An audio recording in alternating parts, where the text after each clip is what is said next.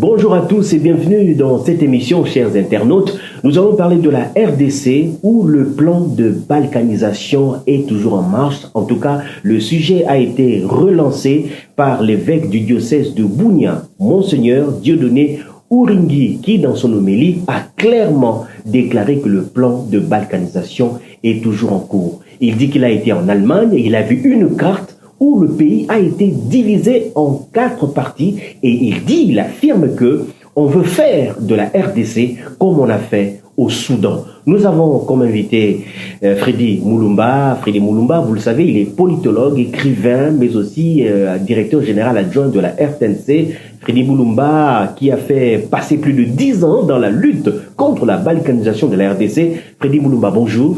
Bonjour Adam. Alors après donc l'évêque Dieudonné Uringui, on sait que avant lui il y avait aussi le cardinal Ambongo qui était au Kivu, qui a confirmé le plan de balkanisation. Alors cher Freddy, on pensait que le plan de balkanisation était déjà dans les oubliettes. Adam, je pense que ce plan date il y a longtemps. Avant même que l'AFD soit mise en place. Je me rappelle, quand j'étais au potentiel, après avoir fait la campagne contre la balkanisation, nous avons reçu 2 personnes. Moi avec Emelka Bongo, donc de l'ambassade américaine, dans mon bureau au potentiel, qui nous demandaient, qui voulaient comprendre la balkanisation, ça vient d'où, c'est quoi, ils ne comprenaient rien. En fait, c'était le département d'État américain qui avait demandé à ce qu'ils viennent me rencontrer. On a eu une discussion pendant 1 heure. Et on leur a expliqué qu'est-ce qui est derrière tout ce qui est guerre à l'Est et tout ça. On a cité certains ouvrages. Et ils ont fait rapport à Washington. Et de Washington, il y a eu fuite dans Wikileaks. Et dans Wikileaks, tout ce qu'on avait parlé avec les diplomates de l'ambassade américaine est sorti. Donc, ils ont relaté tout ce qu'on avait dit. Ils sont arrivés à la fin pour dire nous ferons par tous les moyens pour que l'image de l'Amérique ne soit pas ternie. Et après ça, on m'a invité.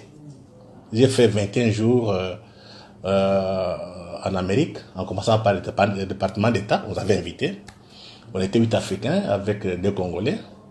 On a eu des discussions au département d'État avec tous les services qui s'occupent de l'Afrique.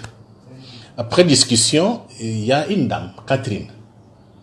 Catherine, c'est une Américaine blanche qui travaille à l'ambassade ici en 2000. Elle s'occupait de l'économie. Après avoir discuté, elle m'a appelé de côté. Elle me dit, nous sommes inquiets pour votre propre pays. On ne voit pas les élites émerger. J'avais amené les livres sur la balkanisation qu'on avait publiés avec certains intellectuels. J'ai distribué partout où je suis passé. C'est pour vous dire que les projets existent bel et bien. Quand quelqu'un vient dire que les projets n'existent pas, il n'est pas honnête. Les projets de balkanisation existent bel et bien. Maintenant, ce qui est beaucoup plus intéressant, c'est comprendre la logique du monde capitaliste. Et quels sont les acteurs de cette balkanisation? Les acteurs, c'est d'abord le clan Bill Clinton, qui était à la base de la guerre de l'AFDEL, et que Mouzé a essayé un peu de changer la donne, et on l'a assassiné. Donc l'objectif pour ces gens, et pour la plupart, sont des gens qui étaient à Berlin en 1885, ou bien leurs petits-fils, qui estiment que le Congo leur appartiennent. Comme le Congo a été une création de Berlin, donc de multinationales, ils ont aussi le droit de revoir les frontières. Ça, c'est un des deux. Ces gens disent aussi que le Congo est trop grand. Il faut le couper pour mieux gérer. Mais il y a un soubassement raciste, pour ne pas dire racial. On ne peut pas laisser beaucoup de richesses aux Noirs. Ça, le fond du problème, en dehors de toutes ces dimensions économiques. Les Noirs ne méritent pas ça. Voilà pourquoi on peut tuer des millions de morts, personne n'en parle, même pas un procès. Donc ça sont les multinationales. Derrière les multinationales, vous avez des hommes d'affaires. Je veux parler de clan Bill Clinton. Donc, c'est eux, ils étaient à Arkansas. La plupart des hommes d'affaires sont des hommes d'affaires d'Arkansas qui ont monté le coup en disant nous mettons la main sur les richesses du Congo. Ensuite, on les coupe en morceaux. Et même au niveau du Parlement, du Congrès américain, il y a eu quand même des déclarations. Fess William, qui était le premier président qui s'occupe de la sous-commission Afrique, il avait dit clairement, le Congo, il faut le diviser en cinq États. Ça existe bel et bien au Congrès américain. Ceux qui veulent, qui doutent, qu'ils aillent vérifier. Donc, ces gens, ces capitalistes, ces globalistes, ne vont pas baisser les bras. Mais comment vont-ils procéder alors pour mettre ce projet de balkanisation en marche? Quelles sont leurs techniques? C'est d'abord, on a utilisé le Rwanda et l'Ouganda. Le Rwanda et l'Ouganda en disant que c'était un problème Banyamulenge, un problème ethnique, mais ils ont profité de ça pour greffer sur ce conflit afin d'occuper. Donc ils ont calculé, ils ont fait un plan à long terme. Le Rwanda, l'Ouganda, mais des complices congolais. Il dit des complices congolais. Je pense que M. l'évêque a dit très clairement. Il y a des gens qui sont à Kinshasa, qui ont déjà pris contact, donc, parmi les dirigeants congolais, qui ont pris contact pour qu'on balkanise le pays. Il les connaît. Donc il y a le Rwanda, l'Ouganda, les complices congolais, mais aussi au niveau des médias. Je ne sais pas si vous vous rendez compte. Comment expliquer qu'il y a des problèmes à Kinshasa? Nos médias sont ailleurs. Et on tue des gens en Béni. Tu vois pas dans les médias. Parce que la plupart des médias ici sont financés par Soros avec aussi ça.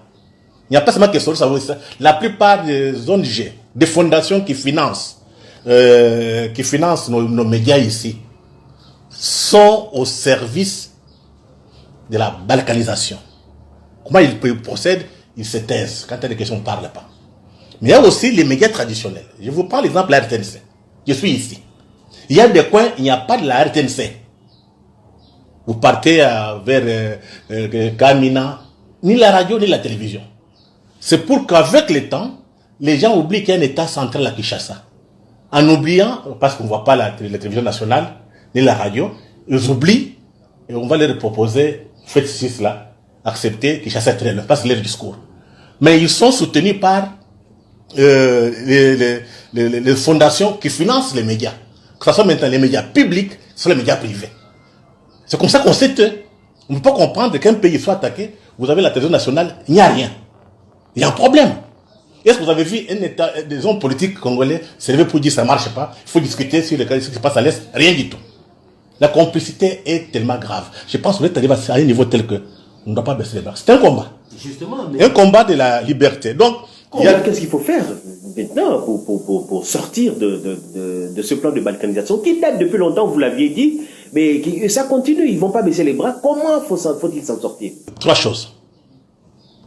Un, il faut dénoncer tous les complices. Ils sont connus. Je pense que l'évêque l'a dit. Au lieu de se taire, il faut les dénoncer. Qui va les dénoncer? Mais c'est ça le problème. L'évêque connaît, non? Mais il n'a pas cité de nom. Effectivement, il faut qu'il ait le courage de dénoncer ces politiciens qui sont complices. Deux, il faut que les médias soient réformés. Je dis, il faut que les médias soient réformés, en commençant par les médias d'État. Parce que quand on dit médias d'État, bien médias publics, c'est un média qui défend la patrie. Et quand vous voyez les médias de la patrie, les médias nationaux qui défendent la patrie, il y a un problème. Donc il y a comme ça quelque part. Parce que le seul média qui doit défendre le Congo, c'est la RTNC. Vous regardez la télévision, rien. Dans la radio, il n'y a rien. Comment expliquer ça? Donc il faudrait plus encore porter des gants. C'est question, soit on perd les pays, soit on les récupère. Et troisième chose, tu vois, il faut qu'il y ait des associations. Parce que ces gens travaillent sur le temps. Monseigneur a dit 30 ans pour arriver à ce qu'on coupe le Soudan. Ça fait combien d'années on a fait ça? Ça fait plus de 20 ans. Donc, comment ils procèdent?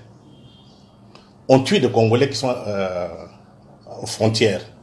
Les Congolais fuient au Kivu, en Ituri. La place est vide là. On place des Rwandais. Monseigneur l'a dit. Le cardinal a dit la même chose. Il y a même les rapports des Nations Unies. Et je demande aux Congolais de lire les rapports des experts de 2012 et les rapports mapping. Tout est écrit. Une question. Pourquoi à Kinshasa, les hommes politiques se taisent? Si les hommes politiques se taisent, Ils sont complices. Voilà pourquoi il faut maintenant créer des associations qui ont pour objectif de sauver la patrie, de lutter contre la banalisation. Donc quand des associations, des jeunes gens qui peuvent même, ça peut même pas dire pendant 10 ans, 20 ans, parce que l'occidental, les capitalistes ne comprennent que les rapports de force. Si vous n'êtes pas organisé, il ne viendra pas travailler à votre place. Donc c'est ces associations qui vont mobiliser le peuple. Et quatrième élément, l'armée. Il faut nettoyer. On est tellement infiltré. Et qu'on ait le courage. La liberté a un prix. Moussa Kabila a été assassiné parce qu'il n'a pas voulu accepter n'importe quoi. Lumumba a été assassiné. Donc il ne faudrait pas qu'il y ait encore des gens qui doivent mourir. Ce qui fait qu'il faut protéger nos élites. Il faut mobiliser le peuple et notre armée. Là, l'indépendance, on ne donne pas gratuitement. Donc c'est notre travail en tant qu'intellectuel, en tant que citoyen. Et c'est tous les médias. Il faut créer de nouveaux médias. Ça signifie que des médias qui ne sont pas financés par l'Occident. Parce que les gens qui reçoivent l'argent de l'Occident sont corrompus. C'était pas marcher des mots. Tous ces petits médias que vous avez là, qui sont dans l'histoire, dans le sexe, Mokuna, c'est une diversion. Aujourd'hui, on vient de parler, ce que Monseigneur a parlé. Regardez dans les médias, les réseaux sociaux, qui en parle? Donc, tous les réseaux sociaux, c'est une diversion. Donc, il faut créer des médias alternatifs. Et pour cela, il faut le sacrifice. Mais, dernière question. Il y a des gens qui lient le projet de balkanisation à un pouvoir, à un régime. Or, en vous entendant parler, c'est un projet qui dure dans le temps. Donc, ça ne dépend pas d'un individu qui arrive au pouvoir ou d'un président quelconque. Non, je pense que la difficulté pour les Congolais, c'est quoi? On est dans les sentiments. On est faible. Le projet a été monté en 1994 par des Américains. On avait demandé à qui? Ils ont dit, nous voulons couper le Congo. Quelle que soit la personne. Donc, si vous ne mobilisez pas la population, il n'y aura rien. Donc, qu'on ne puisse pas parler des individus. Parce que ce discours-là est tenu par nos ennemis.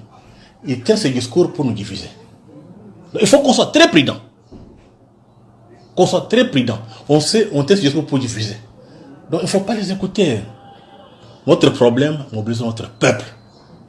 Notre armée doit être debout. Et nos intellectuels aussi. Les intellectuels, beaucoup sont corrompus. Ils sont où? Ils sont où? Ce sont des gens que les Blancs ont fabriqués, formés, pour soutenir leur propre projet. Par contre, ce sont ces intellectuels-là qui vont aller avec les Occidentaux pour balkaniser. Un exemple. Nous, on a écrit un livre sur la balkanisation avec un intellectuel congolais, professeur au Canada. Le même professeur a été récupéré par Kagame. Il a écrit un livre intitulé Du paradoxe congolais au miracle rwandais. Oui, il montre à Kinshasa, il n'y a rien. Donc il a trahi. Ce sont des traîtres. Et pour cela, il faut que la jeunesse comprenne. C'est pour la jeunesse. Hein.